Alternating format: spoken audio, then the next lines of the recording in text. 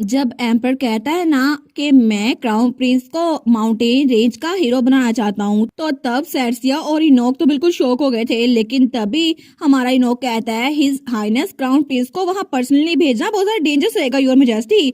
और आपको पता है ना कि लोएस्ट माउंटेन रेंज में बहुत सारे मॉन्स्टर्स हैं जो कि इंसानों को खा जाते हैं और इसके अलावा बहुत ज्यादा डेंजरस भी हैं। तो हमारे सोचती है इसके अलावा वहां पे भी कोई भी इनको कत्ल करने के लिए आ सकता है, क्योंकि असैसिनेशन अटेम्प्ट तो इंपीरियल पैलेस में बहुत ज्यादा होती हैं और वहां पर उनको भेजना तो अपने बेटे को मारने जैसा होगा ना। लेकिन वो सोचती है मैं इसको एम्पर से तो नहीं कह सकती। तो इनोक भी कहता है आपको फिर से सोचना होगा। तो एम्पर कहता है मैं इस बात को जानता हूँ, लेकिन फिर भी इसी वजह से तो मैं तुम जैसे दो कैपेबल नाइट्स को भी इसके साथ भेज रहा हूँ। और क्या ये अच्छा नहीं होगा कि तुम दोनों अपनी एबिलिटीज को शो करो एक ऑफिशियल नाइट की तरह, क्योंकि फ्यूचर में तुम दोनों कमांडर बनने वाले हो। इनोक ग्रे और सेर्सिया एम्बलम तुम लोग अपनी फैमिली के कमांडर बनोगे और इसीलिए तुम लोग को नहीं लगता कि तुम लोग को अभी के लिए चांस एक्सेप्ट करना चाहिए। तो वो कहते हैं लेकिन योर मैजेस्टी। तो एम्पर कहता है आखिर कब तक क्राउन प्रिंस यहाँ महल में छुप के बैठा रहेगा। एक शेर के बच्चे को भी बाहर निकलना पड़ता है, बड़ा होना पड़ता है। क्या तुम लोग समझ रहे हो ना? और तुम दोनों के लिए भी यही बात, क्योंकि तुम लोग को क्या लगता है अगर तुम लोग सिर्फ आपस में फाइट करते रहोगे तो क्या अच्छे नाइट बन पाओगे? मुझे नहीं लगता कि तुम लोग को ऐसा कुछ करना चाहिए। तो तभी वहां दरवाजे में दस्तक होती है और बटलर आया था। वो कहता है योर मैजेस्टी बैरन आपका इंतजार कर रहे हैं। वो कहता है ठीक है अब मैं चलता हूँ। तो वो उठते हुए कहता है मैं तुम लोगों पे भरोसा करता हूँ, मुझे लगता है कि तुम लोग ये काम कर दोगे। लेकिन उसके जाने के बाद सेर्सिया वो गंदा सा मुंह बना कहती है बड़ा मजा आने वाला है। तो वो दिल में सोचती है चाहे कुछ भी हो जाए मुझे नहीं लगता कि वो बिल्कुल ठीक कह गया है। तो इनोक कहता है तुम्हारा चेहरा तो कुछ और ही बता रहा है, तुम्हें तो बिल्कुल मजा नहीं आएगा। लेकिन तब इनोक खड़ा होते हुए कहता है वैसे भी ये इंपीरियल कमांड है, चाहे कुछ भी हो जाए हमें ये मानना पड़ेगा। चलो अब चलते हैं सेर्सिया। लेकिन तब सेर्सिया वहीं पे बैठी हुई थी। वो कहता है सेर्सिया। वो कहती है हाँ क्या? वो कहता है तुम क्या कर रही हो, उठो ना। वो कहती है इनोक क्या तुम इसको ऐसे छोड़ के जाने वाले हो? और वहां पे क्राउन प्रिंस फिर से रोने वाला हो गया था और उस पे तो फिर से उदासी का दौरा छा गया था। तो हमारे उन कहती है हम क्या करें, क्या हम इनको तसल्ली दे? तो इनोक कहता है हम कुछ नहीं कर सकते, चलो यहाँ से चलते हैं, वैसे भी उनको समझाने का कोई फायदा नहीं है।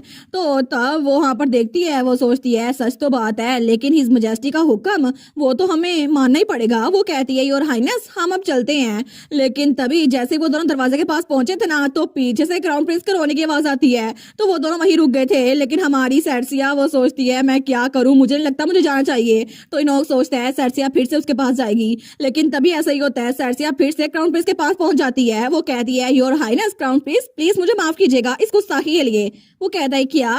लेकिन तभी हमारी सेर्सिया आगे होती है और उसको उठा लेती है बिल्कुल किसी प्रिंसेस की तरह। वो कहता है क्या लेडी सेर्सिया आप क्या कर रही हैं? लेकिन तभी वो उसको उठाकर किसी और सोफे पे बिठा देती है। वो कहता है आखिर इसका मतलब क्या है? तो हमारी उसको देखती है। वो कहती है वेल जितना मैंने सोचा था ना आप तो उससे भी ज्यादा हैंडसम है। तो वो बेचारा तो ब्लश करने लग गया था। वो कहता है क्या उसका मीटर तो बिल्कुल शॉर्ट करने लग गया था। तो वो कहती है इतने प्यारे फीचर्स होते हुए भी कोई भी नाइट आपके लिए जान देने के लिए हाजिर होगा योर हाइनेस। और वैसे भी आपकी आंखें भी इतनी प्यारी हैं और आपकी आईलैशेस भी इतने बड़े हैं। लेकिन तब वो कहता है बस कर दो, मेरी इतनी तारीफें ना करो, क्यों कर रही हो? तो वो कहती है मैं तो सच बोल रही थी। लेकिन क्राउन प्रिंस कहता है नहीं मैं बिल्कुल भी नहीं हूँ, मैं इस सब के काबिल नहीं हूँ, मैं कभी भी काबिल नहीं हो सकता। जैसा कि तुमने सुना है एक्सलेंट नाइट जो पिछली बार मेरे साथ गए थे और बाकी के मर्चेंट वो सारे के सारे मर चुके हैं और मेरे जैसे किसी के लिए उन्होंने अपनी जान दे दी। लेकिन मैं किसी काबिल नहीं हूँ, मेरी वजह से लोग की जान जा रही है। तो हमारी सेर्सिया कहती है क्या आपको याद है जब बचपन में हम पहली बार मिले थे? वो कहता है मुझे याद है, ये उस वक्त की बात है जब आप लेडी एब्लम और लॉर्ड ग्रे दोनों ने पार्टिसिपेट किया था एम्पीरियल हंटिंग टूर्नामेंट में। तो वो कहती है जी बिल्कुल, उस वक्त आपने बताया था कि आपको एक बुक पसंद है जो कि मेरी फैमिली ने लिखी है स्वॉर्ड ऑफ द एम्परर, क्योंकि आप चाहते थे कि उस बुक में जैसा एम्परर था ना आप वैसे एम्परर बने। वो कहता है ये बात तो सच है लेकिन मुझ में वो क्वालिफिकेशन नहीं है और वैसे भी कोई मेरे जैसे के लिए जान क्यों देगा? और मेरी वजह से इतने सारे नाइट्स की जान जा रही है। लेकिन मैं किसी काबिल नहीं हूँ, मैं तो इतना बीमार रहता हूँ और इसी वजह से मैं तो अपने फादर को भी डिसअपॉइंट करता रहता हूँ। हिज मैजेस्टी की एक्सपेक्टेशन तो बहुत ज्यादा है। लेकिन हमारे सोचती है लगता है इसने अपने आप पे कुछ ज्यादा ही बोझ डाला हुआ है, ऐसा लगता है इसको अपने आप पे यकीन नहीं है। तो वो कहती है मैं भी चाहती हूँ कि उस बुक में जैसा पहला एम्बलम था ना मैं बिल्कुल वैसे ड्यूक बनूं, लेकिन आपके मुकाबले में मैं तो बिल्कुल भी इनएडिक्वेट हूँ, मुझमें कोई काबिलियत नहीं है। वो कहता है कि यार नहीं लेडी सेर्सिया आप तो बहुत ज्यादा काबिल हैं, आप तो बहुत ज्यादा मेहनत करती हैं मुझसे भी ज्यादा और आप तो लॉर्ड ग्रे को भी हरा चुकी हैं। तो सरसिया कहती है अच्छा, लेकिन मुझे लगा था कि इनोक मुझे हिराता रहता है, लेकिन फिर भी अच्छा होगा ना कि मैं एक ड्यूक बन पाऊँ, चाहे मैं परफेक्ट बनूं या फिर नहीं।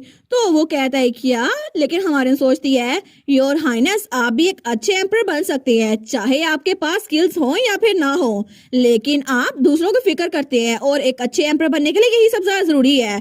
वो कहती है एक एम्पर हमेशा अपनी आवाम की देखभाल करता है और उनकी फिक्र करता है, और इसीलिए मुझे लगता है कि आप अपने तख्त को फॉर ग्रांटेड नहीं लेंगे और इसीलिए आप दूसरों को प्रोटेक्ट करना चाहते हैं। और तब उसकी तरफ इशारा करके कहती है क्योंकि मैं भी चाहती हूँ कि आप एक अच्छे एम्पर बने और मैं एक ऐसी एम्बलम बनूंगी जो कि अपने एम्पर के लिए स्वॉर्ड का काम कर सके। तो वो सोचता है सच में अगर परफेक्ट ना भी हो आप फिर भी, लेकिन क्या सच में मैं एक अच्छा एम्पर बन सकता हूँ।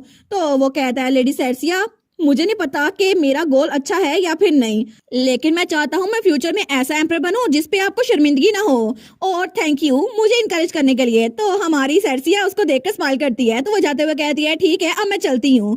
और उसके बाद वो जाते हुए सोचती है वेल अब मुझे फिक्र करने की जरूरत नहीं है क्योंकि इसकी आंखों में अब मुझे पैशन नजर आ रहा है। मुझे लगता है कि ये अब पीछे नहीं हटेगा और एक अच्छा एम्पर बन के रहेगा।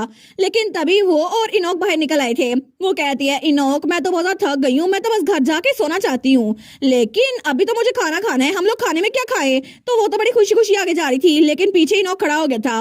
वो कहती है इनोक क्या हुआ है, मेरी बात का जवाब क्यों नहीं दे रहे। वो कहता है मैं अपनी माफी को वापस लेता हूँ। वो कहती है क्या कभी माफी मांगते हो कभी वापस ले लेते हो, आखिर तुम्हारा मसला क्या है। तो इनोक कहता है मैंने कहा था कि मैं उम्मीद करता हूँ तुम कभी बोरिंग ना बन जाओ, लेकिन कभी कभार तो मैं विश करता हूँ कि तुम बोरिंग बन जाओ। तो सरसिया कहती है आखिर तुम क्या बात कर रहे हो, मुझे तो बहुत ज्यादा भूख लगी हुई है, तुम्हारी बात समझ ही नहीं आ रही। वो कहता है तुम हमेशा दूसरों के दिल के साथ ऐसा ही करती हो, तुम उनको तसल्ली देती हो, उनको हिम्मत देती हो और फिर उनका दिल अपनी मुट्ठी में बंद कर लेती हो, और तुम्हें रियलाइज भी नहीं होता कि तुमने उनका दिल अपने हाथ में पकड़ा हुआ है। वो कहती है आखिर क्या बात कर रहे हो, तुम्हारा कहने का मतलब है कि मैं कोई प्लेयर हूँ जो के लोग के दिलों के साथ खेलती है, लेकिन आखिर तुम ऐसे क्यों कह रहे हो। तो इनोक वो कहता है सरसिया यही चीज मुझे सबसे ज्यादा अनॉय करती है, आखिर तुम सबके साथ ऐसा कैसे कर सकती हो, तुम सबका दिल अपनी मुट्ठी में कैसे बंद कर सकती हो, और सबसे पहले तुमने मेरा ही दिल मुट्ठी में बंद किया था। लेकिन तब अपनी मुट्ठी बंद करते हुए कहता है ये बात मुझे बड़ी तंग करती है कि आखिर तुम्हारी वजह से ही मैं हमेशा इधर उधर क्यों भटकता रहता हूँ। वो कहती है इनोक, लेकिन तब इनोक वहां से उसकी बात का जवाब दिए बगैर जाने लगता है। वो कहती है एक मिनट रुको सही, मेरी बात का जवाब तो दो, आखिर जा कहाँ पे रहे हो क्रेजी बास्टर्ड, आखिर तुम मुझे ऐसे ही बातें सुनाकर कैसे जा सकते हो, बात का जवाब तो दो, समझाओ तो सही क्या कह रहे हो। लेकिन तभी इनोक उसकी तरफ पीछे मुड़कर देखते हैं। वो कहती है मुझे बताओ आखिर बात क्या है। तो इनोक कहता है अगर तुम्हें पता चल जाए कि मैं कैसा फील कर रहा हूँ तो तुम्हें पता चलेगा मैं कितना डिस्गस्टिंग फील कर रहा हूँ, तो इसीलिए तुम जाना नहीं चाहोगी है ना। और उसके बाद वहां चला गया था, लेकिन पीछे हमारी सेर्सिया वहीं पर खड़ी थी। वो कहती है नहीं मेरा मतलब है क्यों, आखिर ये हमेशा ऐसे एक्ट क्यों करता है, और ये मुझे पूरी बात बता के क्यों नहीं जाता। अभी थोड़ी देर पहले मैं तो बस क्राउन प्रिंस को तसल्ली दी थी, लेकिन क्या अब इसको ये बात भी तंग कर रही है, क्या ये किसी बात से खुश होता भी है या फिर नहीं, आखिर इसका मसला क्या है। लेकिन बेचारी सेर्सिया को क्या पता कि हमारा इनोक तो जेलस हो रहा था क्योंकि वो क्राउन प्रिंस की तारीफ करके आई थी, लेकिन इतनी सी बात पे इनोक को जेलसी हो गई है, फ्यूचर में क्या बनेगा इनका। और इसी के साथ ये वाला पार्ट यहीं पर ख़त्म। तो आप लोग बताइएगा आप लोग को ये पार्ट कैसा लगा, और वीडियो को लाइक और चैनल को सब्सक्राइब लाजमी कीजिएगा। बाकी वीडियोस का लिंक भी स्क्रीन पर नज़र आ रहा होगा, तो काइंडली उनको भी चेकआउट कर ले। और thank you so much for watching my videos. Stay safe, bye bye.